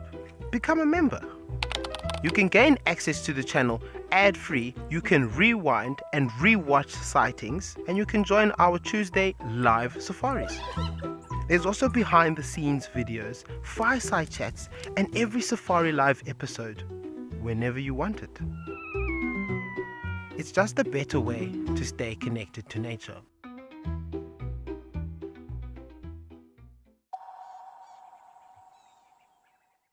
Animal emotion or effect, so animal effect with an A is deeply researched, and I believe animals have emotions. I don't know if I could say wild animals get depressed when the weather is dry. It certainly changes the way they reproduce, reproductive seasons and hormones. Look at those little ducks sitting in the sun there. I don't know how warm it is there, but it's very warm sitting there on that red sand. But reproductive seasons absolutely kick in the rainy season. They will hormonal changes, pineal glands change, produce different hormones. Lots of animals coming to estrus is triggered by the onset of rains, or all sorts of things. Birds start nesting due to seasonal changes, so it does definitely impact. Seasons are the main reason for changes in breeding. Oh, is that little one going to go in there? Keep an eye on it. Look at this young rhino at the back here. That's so cute.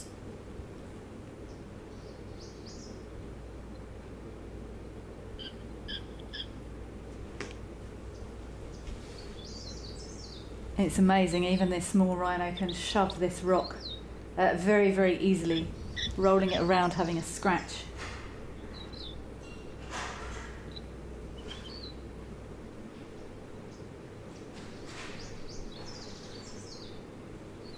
I think I was saying just yesterday how dangerous it looks to me sometimes, the way these rhinos and elephants will almost straddle very sharp looking rocks, very sharp looking logs or stumps, and really get up under there to have a good scratch to get into all those hard to reach areas.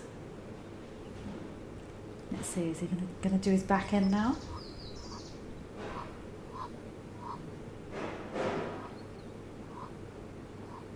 This is a perfect height for this young rhino, for both of them in fact, to have a really good scratch.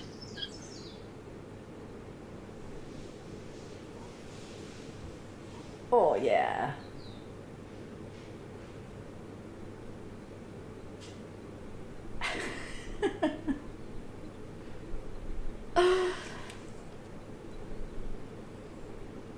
Absolutely gorgeous.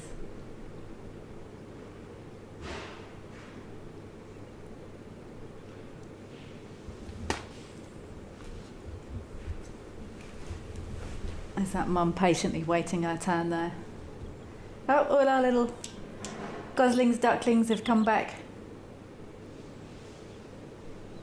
Maybe they were getting a bit too hot. There isn't much shade here for them though.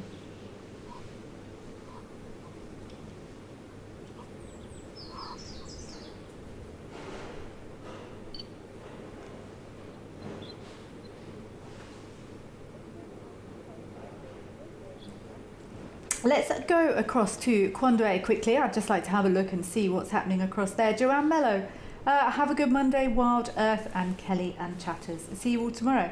Joanne Mello, thank you very much for joining us. It's an absolute pleasure to have you. Oh, wow. That's cool.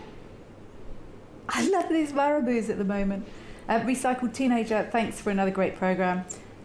Please write that book. Maybe I will. Recycled Teenager, maybe I will. Sarah UK, you feel better now. You've had your Wild Earth fix for today. I did write everyone's locations down, and I am going to go through and see who was watching us from the furthest point away from South Africa and come back tomorrow. And I will tell you who was furthest.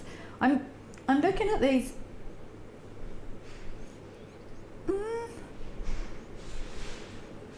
I'm not entirely sure what birds these are.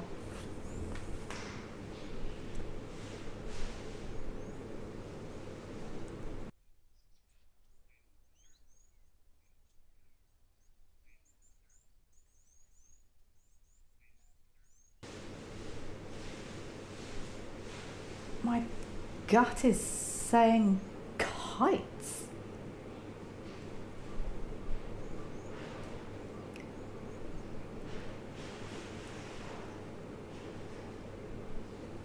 Oh, Deb D, sad to see these moments ending soon, especially when I can only join late. I'm sorry, Deb D. I'm sorry you're only able to join us late this afternoon.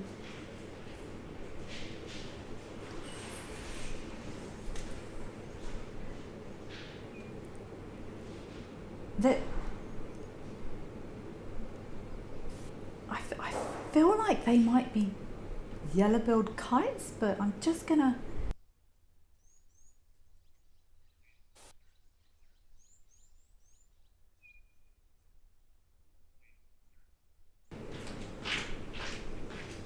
I feel like they might be kites.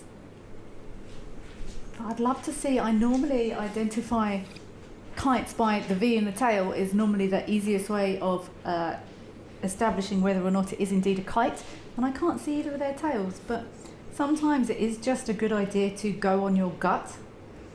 I've seen lots of kites, but they're normally flying. Oh, look at that.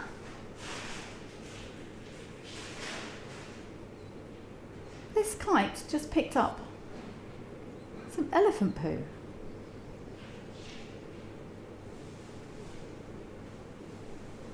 This marabou stork is supervising.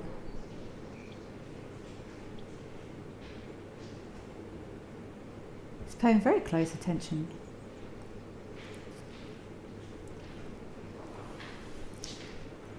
The real Shamwari, you'll say, thanks Wild Earth, Kelly and friends, take care. See you again. Kelly, may the eland be with you. That can be our thing, the real Shamwari. Leave the kite alone. Mr. Marabou. But that's one of my favourite things I've seen for a while. I found that very amusing. As my mum used to say, God rest her, simple minds please easily. And that tickled me immensely.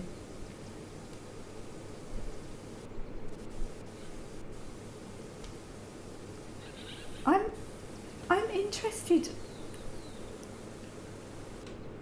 See, I'm sad that Marabou upset that kite, because he was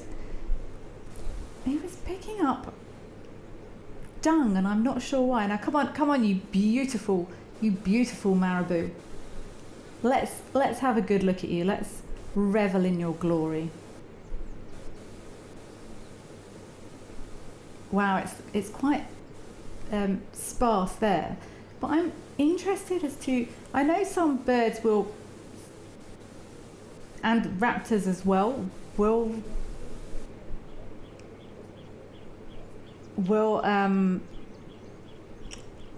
look for insects or things in dung. I think let's pop across to Aldonio just for the last couple of minutes of the show. We've only got a couple of minutes left, but I would love to, I wonder, are kites known for taking insects from dung? No mountain for us anymore. I got my first view of Kilimanjaro from the distance there. I'm just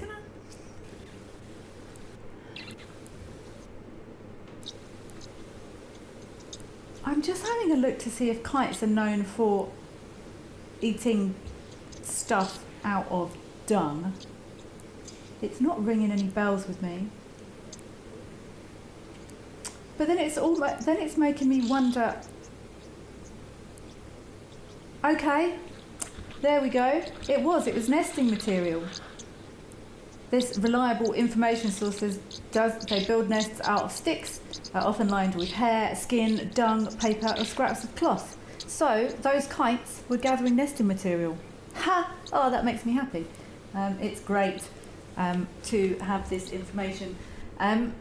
Dark Main Lover, thank you for being here. You're saying thank you to FC and Zoomies for a wonderful live at the Waterhole show. I hope you enjoy your day as well, Dark Main Lover. And Deb D, you are going on the list for Hershey in Pennsylvania. Who is the furthest away from South Africa will be announced tomorrow. I will be back same time, same place. I hope that whoever can join me will join me. We can have more ponderings and ramblings and discussions around whatever pops up.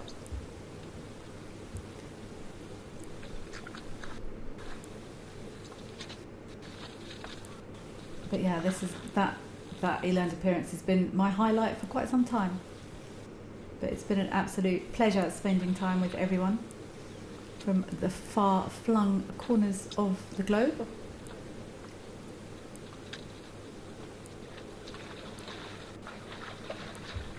I hope you enjoy the rest of your Monday, if it is indeed your Monday.